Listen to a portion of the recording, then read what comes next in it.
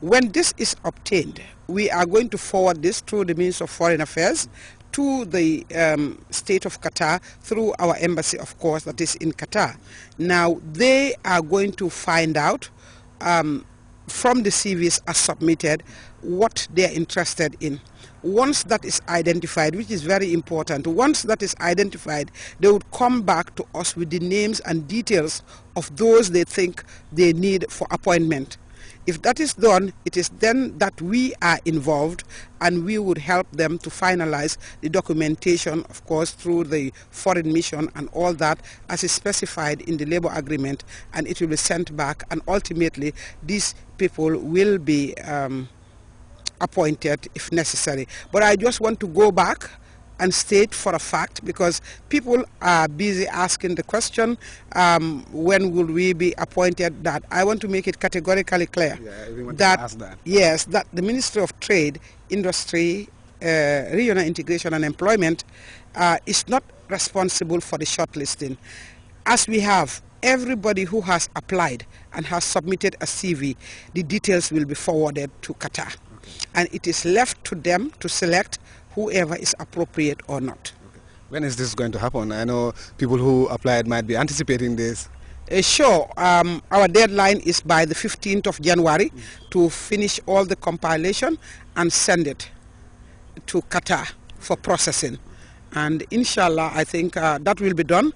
And anybody who has a chance, given the experience or your details that require hiring, they will be hired in due course if their services are needed by the Qatari authorities. Okay. Now, in these circumstances, some unscrupulous individuals might take this opportunity to impersonate the authorities, and even go as far as collecting money from individuals. Now, do you have any experience, and what is the warning? What is the penalty if anybody is caught doing such a thing? Yes, Jalo. I think I had mentioned earlier on that the deadline for submission ended 30th of November 2012. However, the ministry is reliably informed that there are some unscrupulous people who are still receiving applicants from interested people and saying that it will be submitted to the Minister of Trade. I want to use this opportunity to tell everybody that this is not true. We are no longer open to accepting applications, and furthermore, some are even going to the point of recruiting on behalf of the state of Qatar. Let me also say that this is not on. It's not true. They can never help them. If they do so, they're doing so at their own peril. Africa Coast to Europe submarine cable is one of the major projects of the past year. The project is a joint public-private sector partnership, and its completion is expected to enhance internet service delivery in the country. Our Aissatou Badian Sarr has more on the historic development in the Gambia's information and communication sector. The ACE project is finally a reality in the Gambia, which was privileged and honored to host the operational launch of the Africa Coast to Europe submarine cable system on 19 December 2012. A momentous occasion for the country, as it will put the Gambia firmly on a stronger footing on the global communication landscape. Gambia should be very proud, because Gambia is one of the rare African countries where you can go to any corner of the country and you'll be able to communicate. And this is my objective, because I want to make sure that everybody in this country benefit from the fact that we live in the 21st century, we live in the electronic age. So with regards to anything that is modern, if it is available in the capital, I want to make sure that it is also available in any part of the country. The Africa Coast to Europe submarine cable system, a 17,000-kilometer submarine cable connecting South Africa to France, while potentially connecting up to 23 countries, including the landing station in the Gambia, is a need foreseen by the Gambia government to secure a strategic resource to improve, modernize and expand the country's communication infrastructure, an achievement registered by the Gambia government through the Ministry of Information, Communication and Infrastructure. It is also going to be a catalyst for science and technology and innovation, and engage young Gambians in being creators, innovators, and not just consumers of imported ICT products.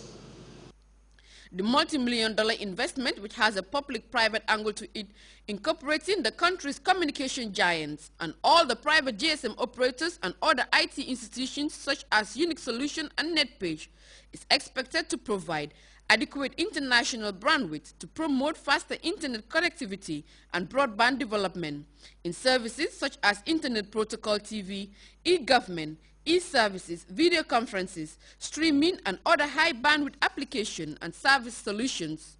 It will also enable direct connectivity with 22 other countries, especially in Africa, thus eliminating the costly and traditional transit charges, hence reducing costs of international calls and data to affordable rates. We want to thank France for coming up with this very initiative, that very bold initiative.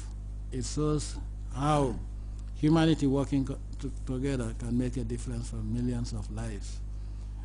If it was not ACE, I don't know when we were going to be connected, because getting an email sent sometimes is a nightmare. Sometimes the email comes and then gets stuck. Sometimes you have half of the page gone, and then you try to connect, it will not, you want to download something, you have a problem. I think this is welcome. In the absence of the ACE project, the Gambia relied on third parties for international tariffs of its gateway under the custody of Gamtel. But with ACE, it all goes without saying that the dynamics will definitely change for the better. Aissatou Badian Sarr, Grts. The next Operation Clean the Nation is slated for Saturday, 5th January 2013 throughout the country. A news release from the National Environment Agency reminds all governors, Seifolu, Alkalolu and councillors of the presidential directive, urging them to organize and coordinate the national cleanup exercise in their localities. The agency, the dispatch art, solicits to support cooperation and active participation of the general public, all government and private institutions, YI campaigns, youth organizations, members of the Gambia Transport Control Association and Tipper Garage at Bakote in the national exercise. Very limited permits for movement of essential vehicles will be available upon application at the National Environment Agency, and all individuals, institutions and organizations in need of such permits should submit their request to NEA not later than Thursday, 3rd January 2013. Applications received after this date will not be processed. The release ends. Well, from that, we're going to take a very short break. The news continues in just a moment.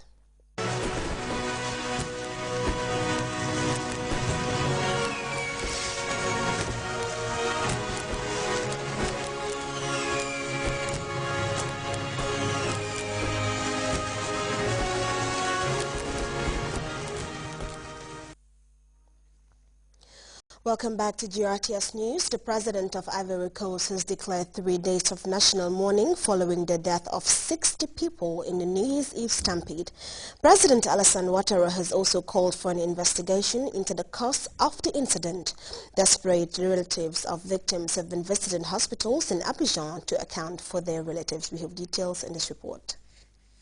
The victims of the stampede formed a crowd Wednesday morning at the CHU morgue in the Tricheville district of Abidjan.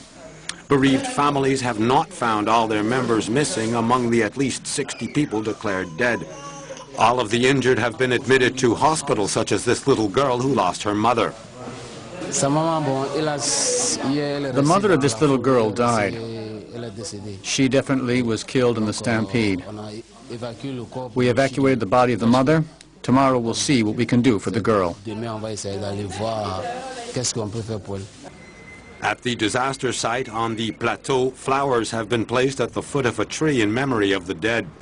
The President of Côte d'Ivoire has declared 3 days of national mourning and has called for an investigation to be carried out rapidly. A crisis cell has been formed.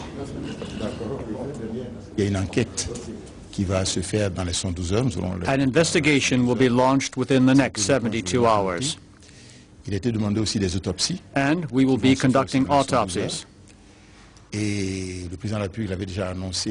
President has announced and confirmed that funeral arrangements will be taken care of, and the costs of the injured in hospital will be looked after.